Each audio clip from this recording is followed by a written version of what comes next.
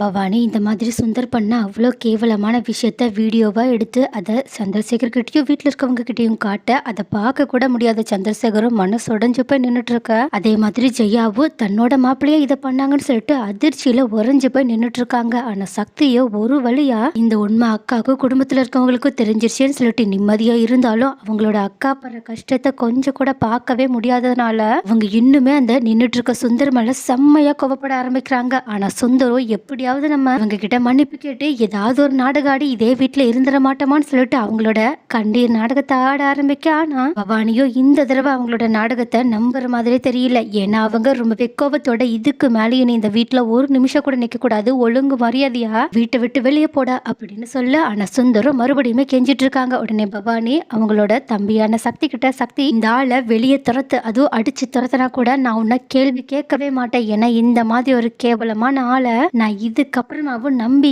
ஏமாற விரும்பலன்னு சொல்ல. உடனே சக்தியும் இது வரைக்கும் தன்னோட மனசுக்குள்ள தேக்கி வச்சிருந்த அத்தனை கோபத்தையுமே சுந்தர் மேல காட்ட ஆரம்பிக்கிறது மட்டும் இல்லாம அவங்களோட சட்டையை பிடிச்சு, ஏன்டா ஏன் என்னோட அக்காவுக்கு துரோகம் பண்ணது மட்டும் உனக்கு போதாதா, இந்த குடும்பத்துக்கும் சேர்த்து நீ அவமானத்தை தேடி தர போறியா, என்ன ஒழுங்கு மரியாதையா வெளியே போடான்னு சொல்லிட்டு அவங்களோட சட்டையை பிடிச்சு வெளியே தள்ள. அப்போ இந்த மாதிரி திரும்பி பார்க்கும்போது குடும்பமே அவங்கள ரொம்பவே கோபத்தோட பார்த்துட்டு இருக்கதை பார்த்துட்டு இதுக்கு மேலேயும் நம்ம இங்க இப்போ மன்னிப்பு கேட்டுட்டு இருக்கிறது எந்த பிரயோஜனத்தை தராது. கண்டிப்பா நம்ம இவங்களை ஏதாவது ஒரு விதத்துல சமாதானப்படுத்த முடியும். ஆனா இப்போ இருக்க கோபத்துல அவங்க யாருமே நம்ம சொல்ல வரதை கூட கேட்க மாட்டாங்கன்னு சொல்லிட்டு உடனடியா அவங்களுமே சரி, உங்களுக்கு நான் இந்த வீட்டை விட்டு போறதா விருப்பம்னா கண்டிப்பா நான் போறேன். ஆனா நான் என்னோட சந்தர்ப்ப சூழ்நிலையாலதான் இந்த மாதிரி ஒரு கேவலமான விஷயத்த பண்ணிட்டேன்றது கண்டிப்பா உங்களுக்கு ஒரு நாள் புரிய வரும்னு சொல்லிட்டு அவங்க பாட்டுக்கு ஏதோ ஒரு இன்னசென்ட் நாடகத்தை போட்டுட்டு அங்கிருந்து அழுதுகிட்டே கிளம்பி போறாங்க. அதே மாதிரி வெளியே போகும்போது கூட அந்த வீட்டையே திரும்பி பார்த்துட்டு இதுக்கப்புறமா நம்ம இந்த வீட்டுக்குள்ள எப்படி வர போறோம்னு தெரியலையே, நம்மளோட வாழ்க்கை இதுக்கப்புறமா என்னதான் ஆக போகுதுன்னு புரியலையேன்னு சொல்லிட்டு போகும்போது கரெக்டா இந்த மாதிரி ஹாஸ்பிட்டலுக்கு போயிட்டு வெண்ணிலாவும் பிரீத்தியும் வந்து நிக்கிறாங்க. ஆனாலும் இந்த மாதிரி சுந்தர பத்தின எந்த உண்மையுமே அவங்களுக்கு தெரியாததுனால இந்த மாதிரி சுந்தர் அழுதுட்டு இருக்கதை பார்த்து ரொம்பவே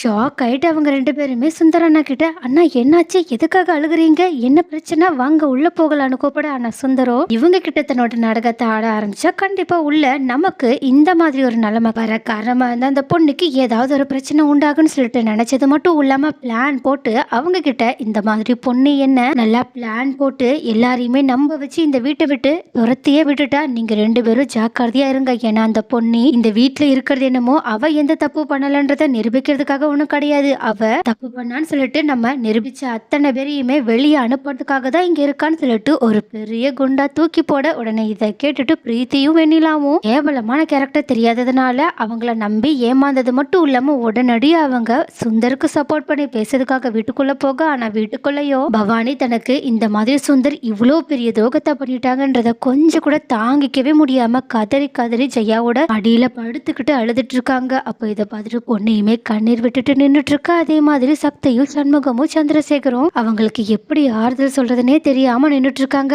ஆனா அங்க விஷயம் தெரியாம போன வெண்ணிலாவும் பிரீத்தியும் ரொம்பவே கோபமா பொண்ணுகிட்ட, ஏ பொண்ணி உனக்கு கொஞ்சம் கூட வெக்கமாவே கிடையாது, உனக்கு எவ்வளவு தைரியம் இருந்தா சுந்தரண்ணா மேல வீண் பழி போட்டு அவங்கள இந்த வீட்டை விட்டு அனுப்பியிருப்ப அப்படின்னு சொல்லிட்டு சக்தி கிட்ட, சக்தி மாமா நீங்க ஏற்கனவே இந்த பொன்னியோட பேச்சுக்கிட்ட ஆட்டமானதெல்லாம் போதாதா, இதுக்காக தேவையில்லாம எந்த தப்புமே பண்ணாத ஒரு ஆளை இப்படி நீங்க ரெண்டு பேருமே சேர்ந்து ஏதோ பழிய போட்டு வீட்டை விட்டு அனுப்பி விட்டு இருக்கீங்க. பவானி அக்கா தயவு செஞ்சு இதை பத்தியுமே கவலைப்படாதீங்க, கண்டிப்பா சுந்தரண்ணா எந்த தப்பு பண்ணிருக்கவே மாட்டாங்க, கண்டிப்பா இதுக்கு பின்னாடி இந்த பொன்னியோட சதிதான் இருக்கு, கண்டிப்பா நம்ம அதை கண்டுபிடிச்சு சுந்தரண்ணாவை கண்டிப்பா மறுபடியுமே இந்த வீட்டுக்கு கூட்டிட்டு போயிடலான்னு சொல்லிட்டு ஜெயா கிட்ட, அத்தை எதுக்காக நீங்க கூட இப்படி அவசரப்பட்டு இப்படி ஒரு முடிவெடுத்தீங்க, சுந்தரண்ணாவை நீங்களே கூட வீட்டை விட்டு அவங்க போகும்போது தடுக்கலையா என்ன அப்படின்னு கேட்க. உடனே இதை கேட்டுட்டு சந்திரசேகரோ, இங்க பாருங்க ரெண்டு பேரும் இங்க உண்மையாவே நடந்த விஷயம் எதுன்னு தெரியாம தேவையில்லாம வார்த்தையை விடாதீங்க, அந்த ஆள் பண்ண துரோகத்துக்கு நாளா அவனை கொல்லாம விட்டது ரொம்ப பெரிய விஷயம், ஏன் சொல்ல போனா பொன்னி அன்னைக்கு இந்த ஆளை பத்தினா அந்த மோசமான உண்மையை சொல்லும் போதே நான் நம்பி இருக்கணும், தேவையில்லாம நானும் அவன் நல்லவன் நம்பி